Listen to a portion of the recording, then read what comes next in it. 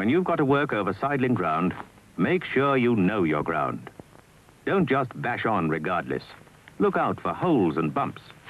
And wherever the nature of the work allows, use a wider track.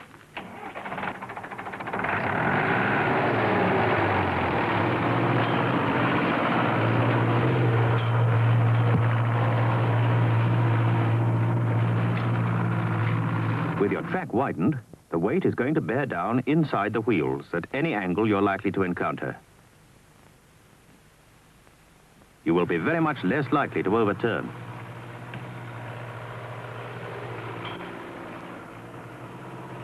If the ground's wet as well as sloping, there's another hidden danger to look out for: skidding. And suppose there is something in the way. Take a look at what happens. The four wheels are still on the ground and the weight's bearing down nicely between them. But this time the tractor isn't just moving forward, it's moving sideways too. So there's another force to think about: momentum. 2 tons of tractor skidding sideways builds up a lot of momentum. Put something in its way and you can stop the skid all right, but the rest of the tractor wants to keep on moving. And you don't come to rest, you come to grief.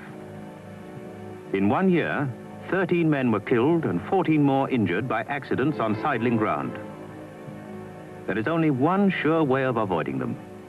Wherever you can, widen your track.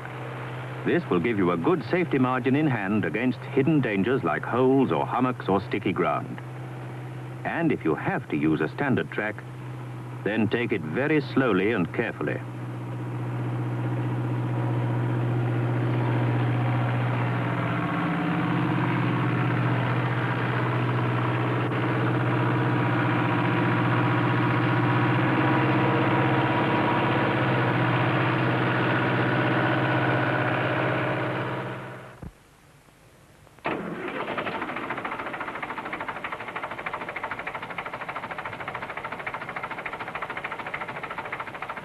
A tractor is essentially an engine on wheels.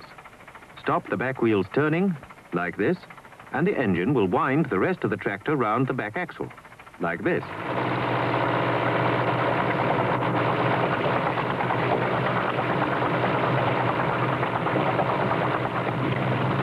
In the ordinary way, that just isn't going to happen, because in the lower gear, the rear wheels will keep on turning, whether they're slipping or moving forward. And as long as the back wheels turn, they take up the power that might be used to lift the front of the tractor off the ground. Let's take a look at this. Here's the weight of the tractor bearing downwards from the center of gravity. The 2 axles, back and front, take the entire load. The engine tries to lift the front of the tractor off the ground, but there's too much weight on it, holding it down.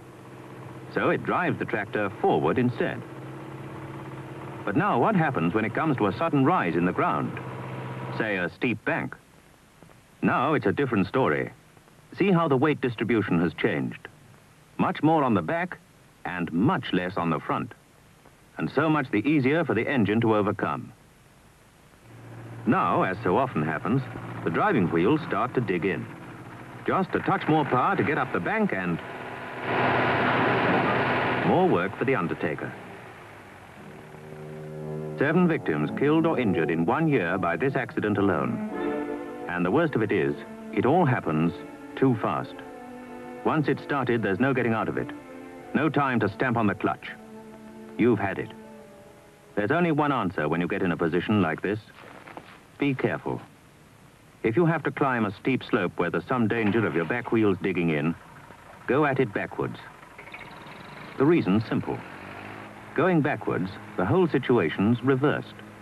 Everything that was against you before is now acting in your favor. It's slower, but you'll stay alive.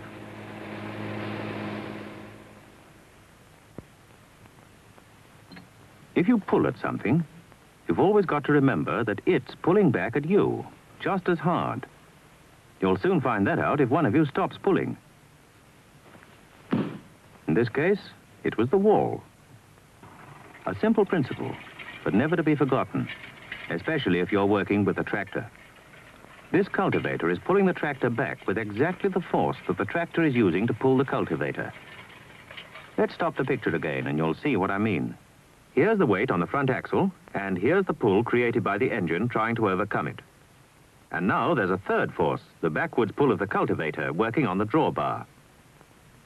This force is holding the tractor stable. These two are trying to pull it over. All three are working on the fulcrum where the back wheel touches the ground. There's a point to remember here. The fulcrum isn't directly under the back axle as you might expect, but a little forward because of the give of the tires and because the back wheels always dig in a bit. That means the weight on the front exerts less force because it's nearer the fulcrum. Now suppose the implement is a bit heavier than usual and the ground is a bit softer, so that the wheels slip and dig in a bit further still, so that the weight on the front is lightened still further. And just to pile on the agony, the tractor starts to move over rising ground, which, as we've seen, takes a bit more weight off the front. Well, there's nothing specially dangerous so far, but now the driver does something completely fatal. He's felt the wheels slipping and decides that what he needs is more weight on them. So he hitches the chain higher.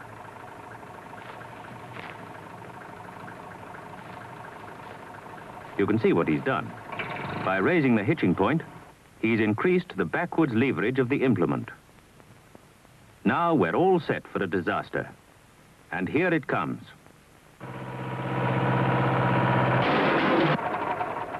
With that combination, there just wasn't enough weight on the front to hold it down against the engine and the pull of the implement. The prime mistake here was hitching the chain too high. And by the way, some drivers imagine that by hitching the chain below the back axle, this completely cuts out the leverage effect due to the resistance of the implement. It doesn't. As long as the hitching point is above ground level, then the implement is bound to exert a backwards leverage. The answer? Make sure the implement you're using is not too heavy for your tractor or the conditions you're working under, and hitch it as low as possible.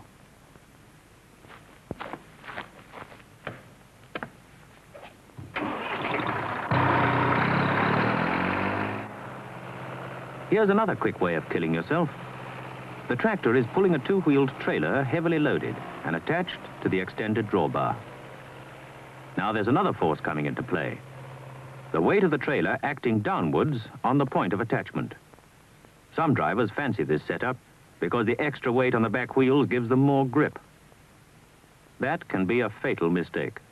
With the back wheels acting as fulcrum, this is another force tending to rear up the tractor, and the whole setup is headed for trouble.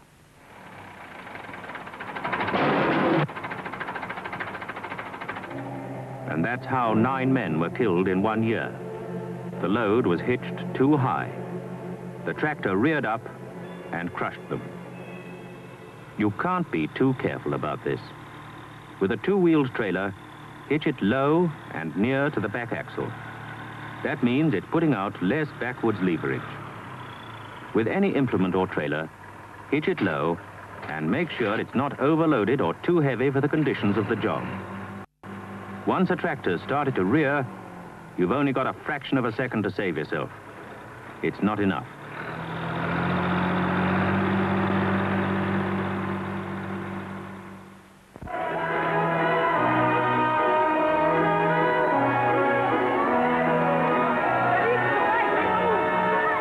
Next time a fare comes to your parts, take 6 on the chair-aplanes.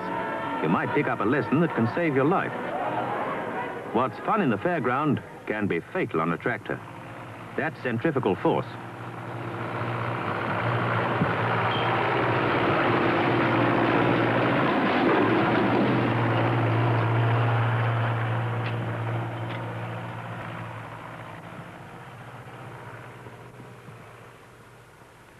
A moving body tries to keep going in a straight line.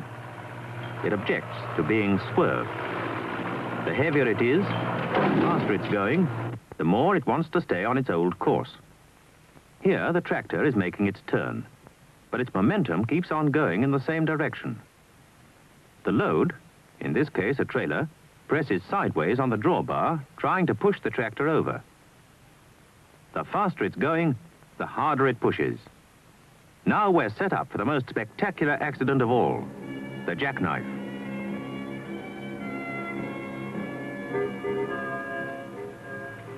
Here you're working downhill with a heavy mounted plow, going perhaps a shade too fast and with too little headland at the bottom, which means you've got to make a sudden narrow turn. You lift your implement and make your turn in the same moment. What happens? The tractor is turned sideways, but the momentum of the heavy plow, free now from the soil, bears on straight ahead. And the result is...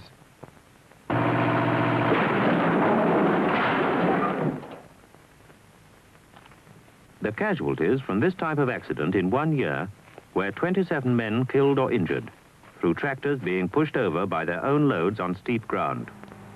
Don't get on the casualty list this year. Working on land like this, take it steady. Keep a broad headland so that you can take your turns as wide as possible and set your track as wide as you can for the job you're doing.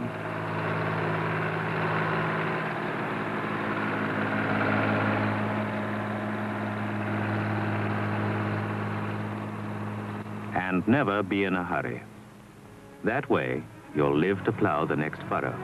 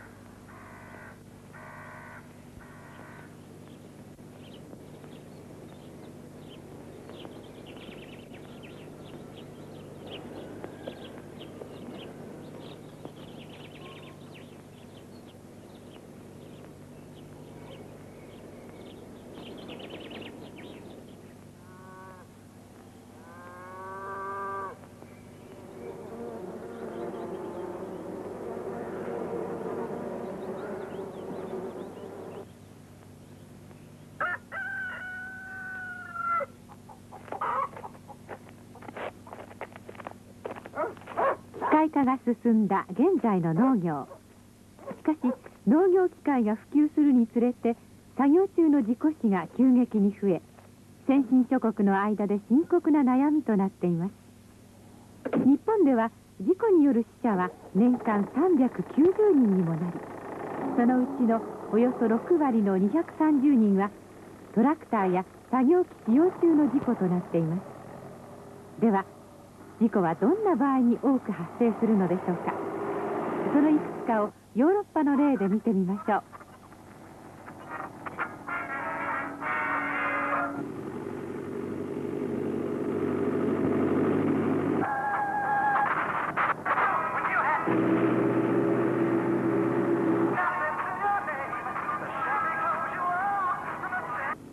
トラクターの転倒事故は多くの場合、補助の条件に合った速度や旋回方法を取らなかった場合に発生します。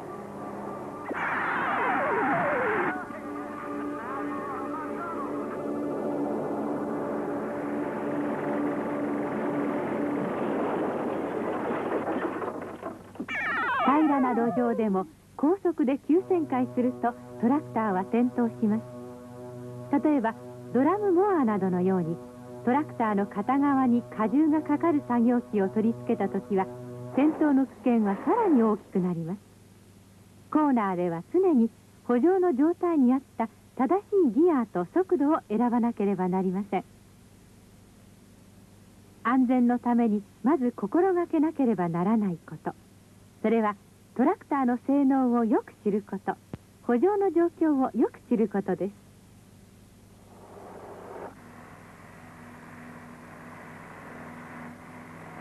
補助の状態が一般道路のように滑らかであれば、オペレーターの危険もそれだけ少なくなるはずです。しかし現実の圃場では常に多くの危険が待ち構えています。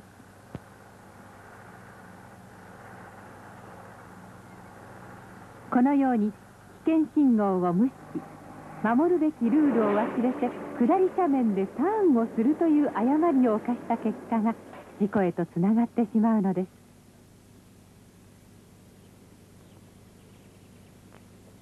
それでは事故を防ぐにはどのようなことに注意しなければならないか考えてみましょう。後部リンケージに取り付けた作業機を上げたままで斜面を下りながらターンすると、作業機の重量の持つ弾みと斜面の傾斜角が作用して事故へと結びつきます。作業機を取り付けたまま傾斜地でターンをする場合は必ず坂を上りながら行ってください。また急角度のターンをしなければならないときはホイールの幅を最大にセットし、低速で上りながら3点ターンを行ってください。トラクターの性能をよく知ること、圃場の状況をよく知ることが大切です。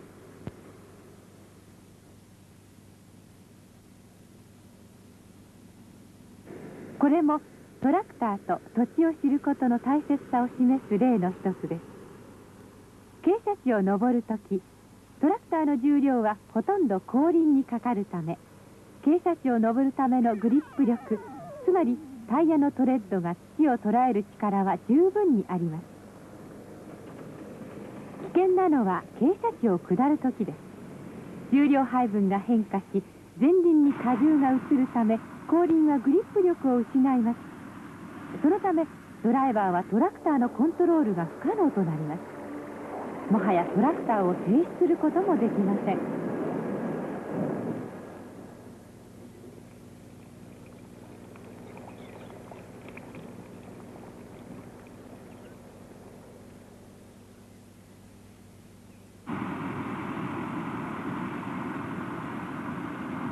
後部に作業機を取り付けた場合、どのような傾斜地を登る場合でもトラクターの後輪のグリップ力は増加します。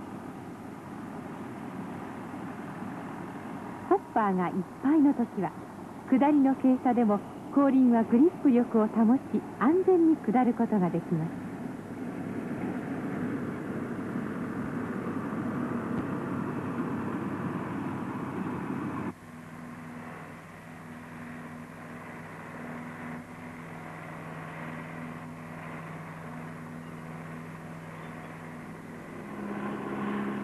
しかしホッパーが空になると後輪にかかる荷重は軽くなり、安全に傾斜を下るための十分なグリップ力を保つことができません。そして突然思いもよらない災難に巻き込まれてしまいます。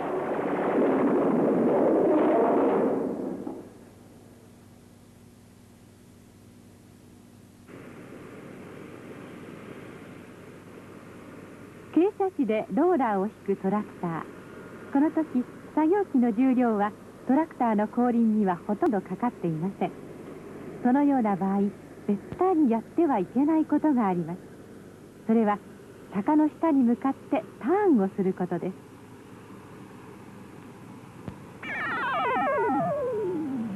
危険信号を無視してドライバーは傾斜地を下り始めました。するとローラーがトラクターを後ろから押す形になり、トラクターの車輪のグリップ力は失われます。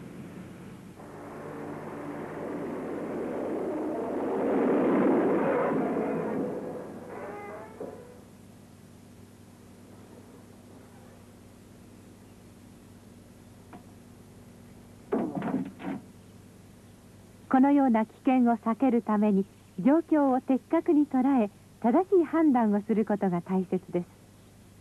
基本はトラクターの性能を知ること、圃場の状況を知ることなのです。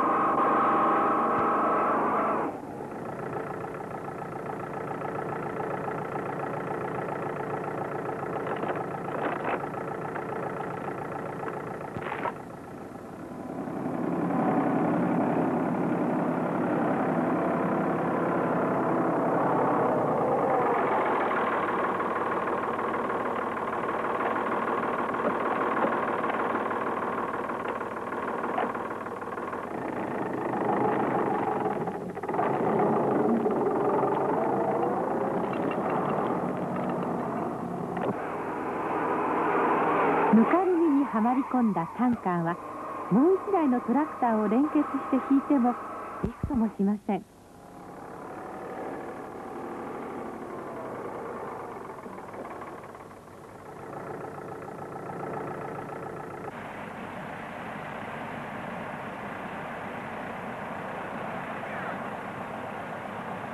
後輪のグリップ力を高めようとして牽引チェーンをリアアクセルより高い位置にかけています。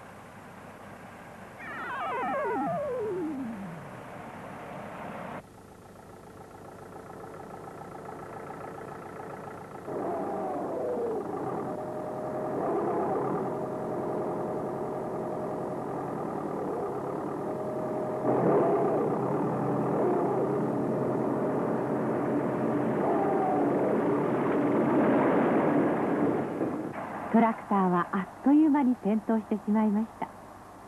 後輪がたとえゆっくり回転していてもトラクターが転倒するには1秒もかかりません。ドライバーがハッとしてクラッチを踏む暇もないのです。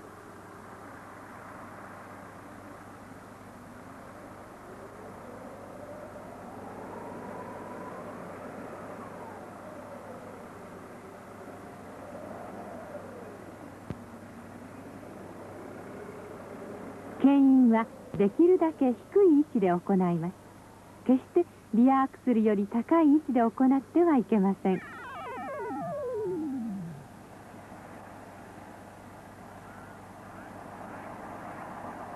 このような場合は掘り出すかトラクターをもう1台増やして引き出す方法が良いでしょう。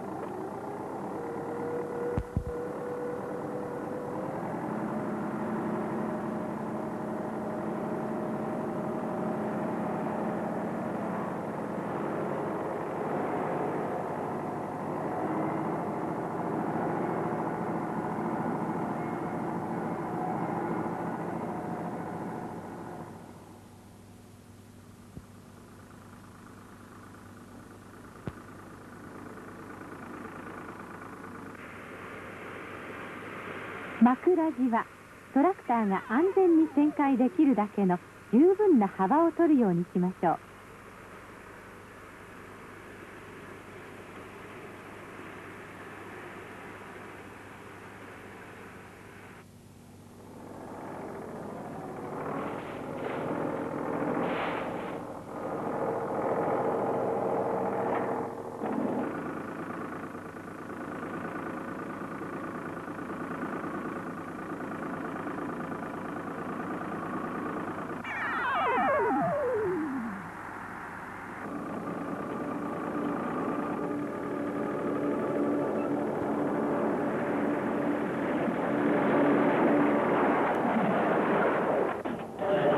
プランは重量のある作業機です。トラクターがターンしてもプランは遠心力によって直進しようとします。そのためトラクターの車輪が溝の縁に近すぎるときは後輪が縁を乗り越えトラクターは横転してしまいます。このようなことになれば機械の損失はもとより時間的にも大きな損害を被ります。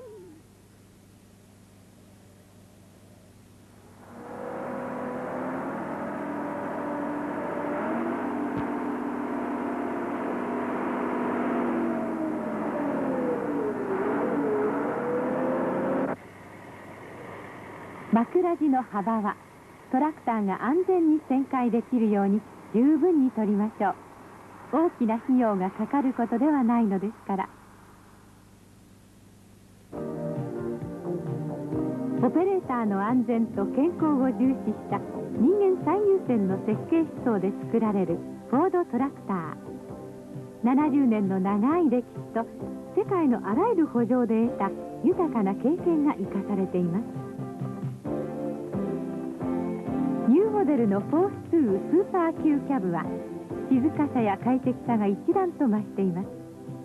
広々としたフラットデッキ、操作性が抜群の各種コントロール装置、最適なドライビングポジションを決めるスーパーデラックスシートとシルトステアリング、またキャブ以外のトラクターにも4周式の安全フレームが標準装備となるなど安全性も一層向上しています。しかし安全の基本は何といってもトラクターを運転される方の心構えです。常に家族の幸せを願いながら安全に十分気を使い、車を運転する時と同じ気持ちでトラクターを動かすことが最も重要なことです。そして自分のトラクターをよく知ることが大切です。トラクターの販売30数年の経験を持つ北海フォードトラクターの社員はいつも皆様のそばにいます。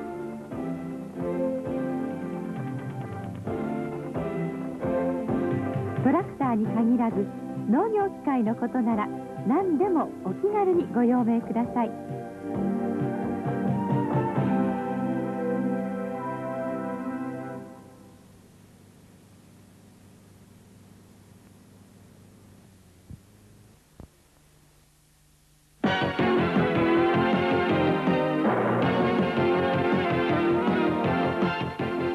Machines of various kinds are in wide use. This is one of them, the head feeding combine.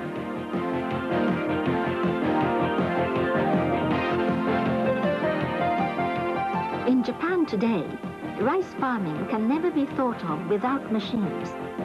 Besides that, it currently makes use of farm machines efficiently to reduce labor and production cost, and furthermore, stabilize the yield of rice while improving its quality.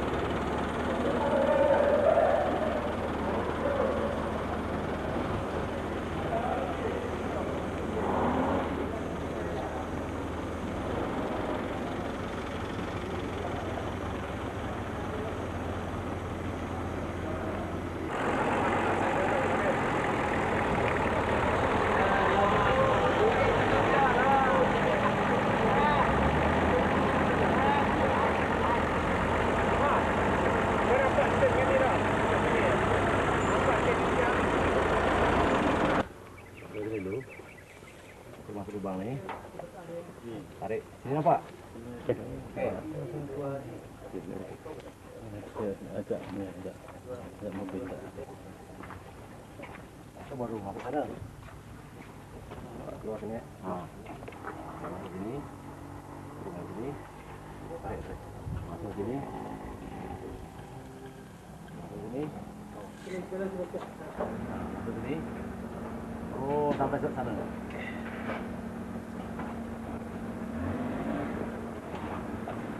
Tarik. Okey. Okey, dah nak habis. Okey. Dah mulai. Okey. Tali sudah. Okey.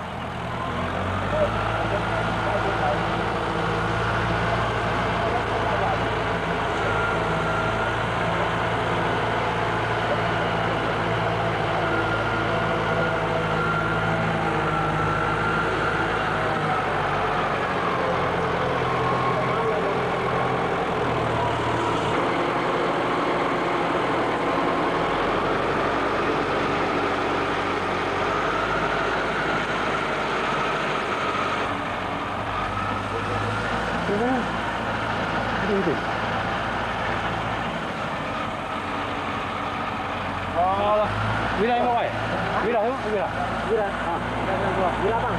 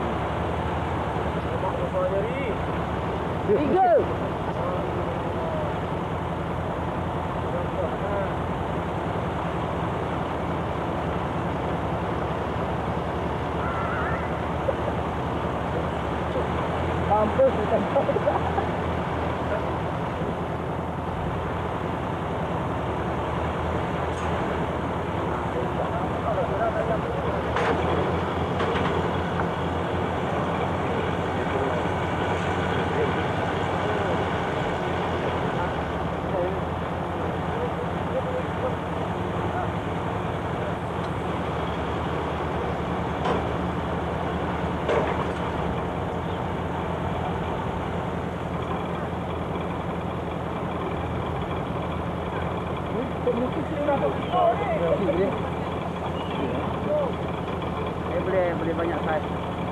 Banyak saiz. Oh, ini kering boleh tak? Ikat kali ya? Ya, ikat.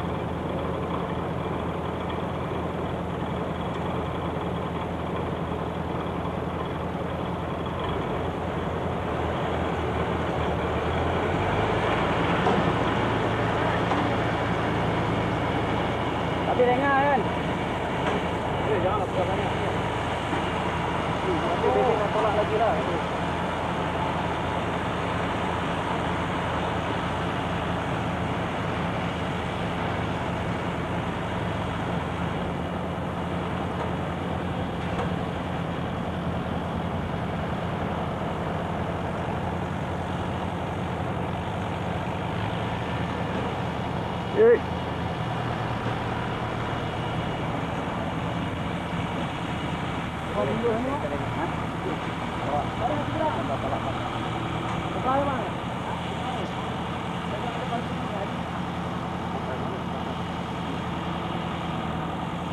Itu dalam kering, kalau kering boleh.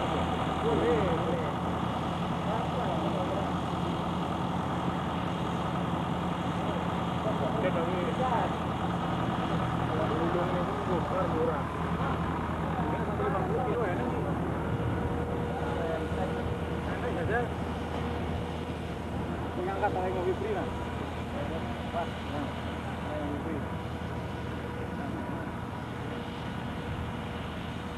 Patutlah dia ambil daripada sana terus mari lah. Tak besar je. Patut dia letak dua ni. Kalau dua tadi tak besar ni. Itu berak lagi. Ya, turun.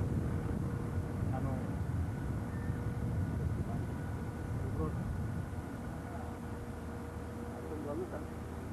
Menarik.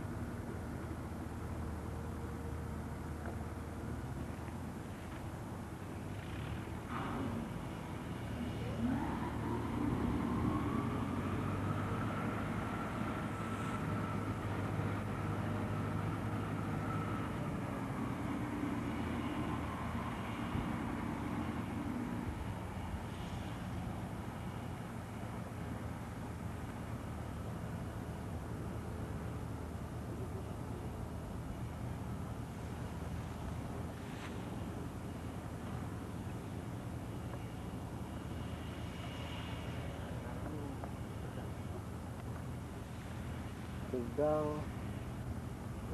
dengan gedah. Ni nak atas sawah lagi? Ha. Turun berapa ratus lot? Jangan lot 200. Kalau salah sebenarnya ini pun 200 lot. 2 blok. Ha. Kopi dengan blok F.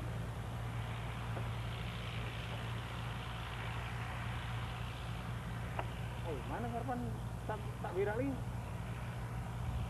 Tak apa dia nak buat besar-besar ni. Jadi cakap dulu. Aku dah cakap tadi. Ikan. Allah.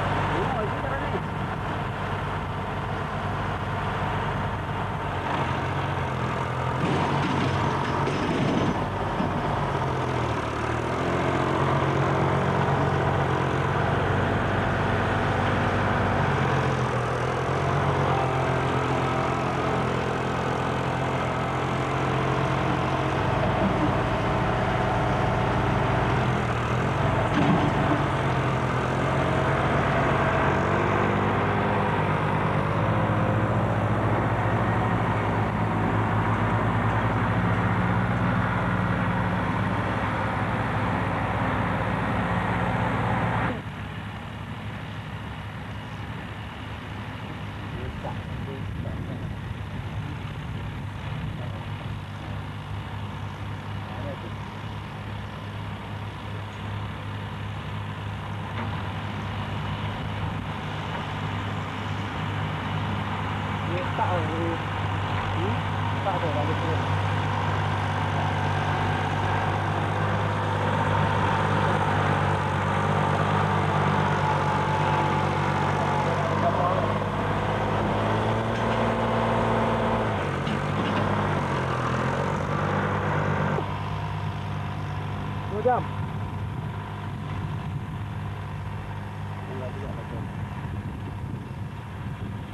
Kanan bawah.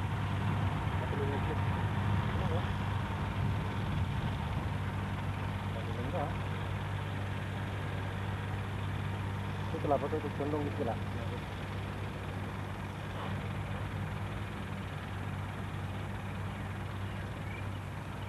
Boleh turun lagi. Hanya ada belahan dia, tanah turun lagi. Tarat apa? Ganti condong ni. Cari ganti dalam. Tanah sudah habis. Ya.